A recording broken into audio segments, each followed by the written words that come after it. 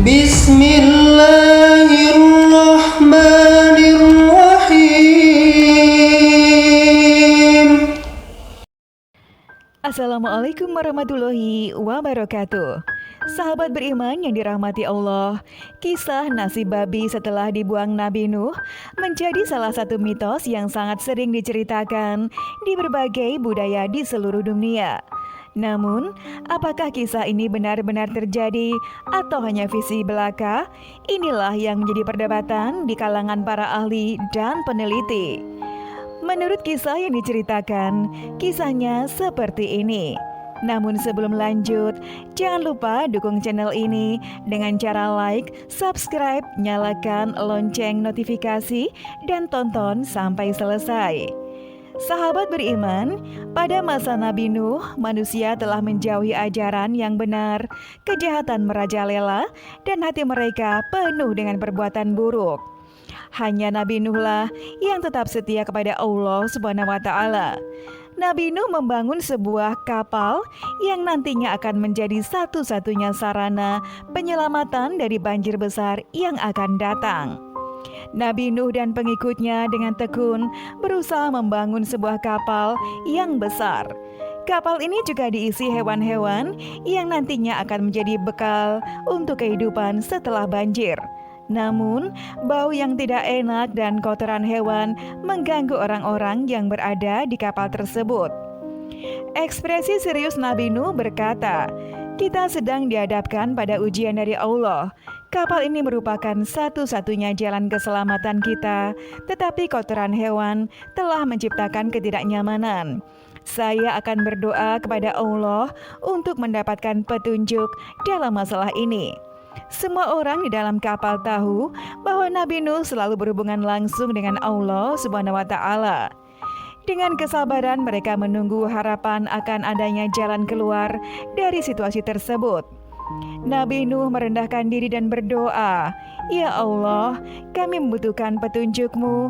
Tunjuklah kami jalan terbaik untuk membersihkan kapal ini." Ketika doa Nabi Nuh didengar, awan hitam mulai bergerak di langit dan sebuah suara yang lembut namun kuat mengalir ke telinga Nabi. Suara surga berkata, "Wahai Nuh, perintahkanlah mereka untuk memeras ekor gajah." Nabi Nuh pun terkejut dan berkata, "Ekor gajah, ya Allah?" Allah pun menjawab, "Ya, dan ini adalah perintahku."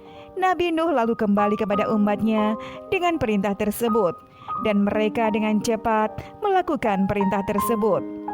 Sambil mencoba memeras ekor gajah, umat Nabi Nuh berkata, "Inilah yang diperintahkan oleh Allah, semoga ini membantu membersihkan kapal." Ketika mereka mencoba memeras ekor gajah, bukannya air yang keluar, malah muncul babi jantan dan betina yang sangat besar, dan dengan nafsu makan yang besar, babi-babi ini membersihkan kotoran hewan dan memakannya. Namun, kisah babi-babi dalam kapal Nabi Nuh dimulai dengan perintah dari Allah dan munculnya babi-babi yang membawa hikmah yang tak terduga bagi umat Nabi Nuh. Setelah kedatangan babi-babi ke dalam kapal, mereka dengan seksama mengamati ketika babi-babi tersebut membersihkan kotoran hewan dan memakannya. Pertanyaan-pertanyaan terus menggelitik pikiran mereka, dan salah satu anggota umat Nuh pun berbicara di antara mereka, mengatakan, "Mengapakah Allah mengirimkan babi-babi ini? Apakah ini merupakan bagian dari rencana yang lebih besar?" Nabi Nuh pun menjawab, "Ini adalah rencana Allah, dan kita harus patuh kepadanya."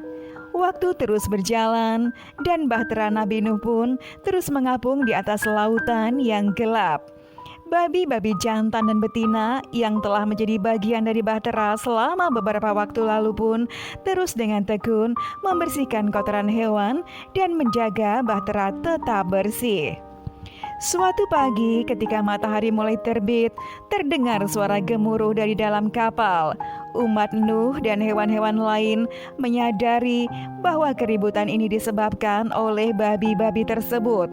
Umat Nuh pun mencoba menjaga ketenangan sambil berkata, "Kita harus mencari tahu apa yang sedang terjadi." Mereka pun menuju ke suatu tempat di kapal tersebut di mana babi-babi itu tengah bermain-main. Babi-babi jantan dan betina dengan bersemangat berlari di sekitar kapal, mengakibatkan kerusakan pada beberapa barang dan bahkan memecahkan beberapa wadah makanan. Umat Nuh pun mulai merasa marah dengan beberapa kali di antara mereka mengungkapkan, babi-babi ini benar-benar membuat keonaran dan mereka merusak barang-barang kita. Nabi Nuh berbicara kepada babi-babi tersebut, "Apakah yang sedang kalian lakukan?"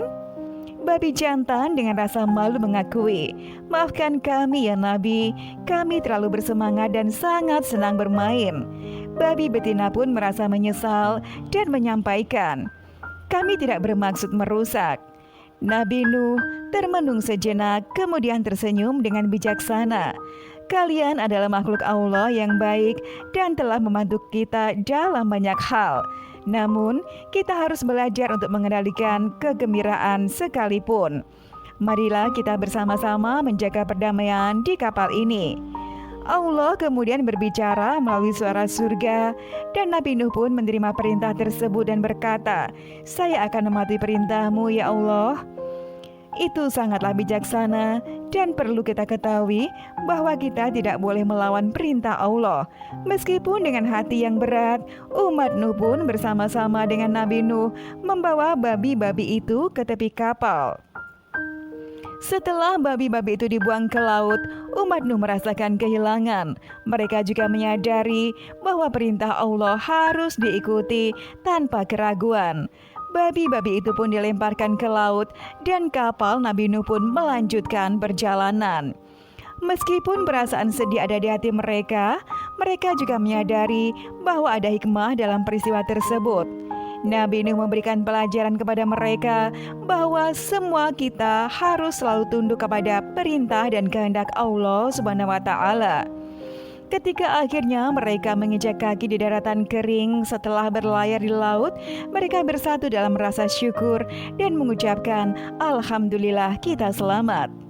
Nabi Nuh pun mengangkat tangan dan bersyukur kepada Allah. Ini adalah pelajaran yang menggetarkan hati dan sejarah yang tidak ada bukti yang menunjukkan bahwa babi-babi yang dibuang oleh Nabi Nuh mampu bertahan hidup dan berkembang biak.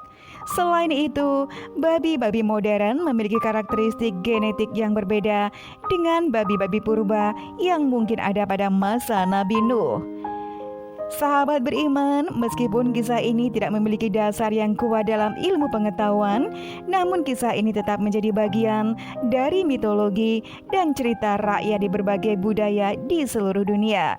Demikianlah, semoga bermanfaat. Wallahu a'lam bishawab. Wassalamualaikum warahmatullahi wabarakatuh.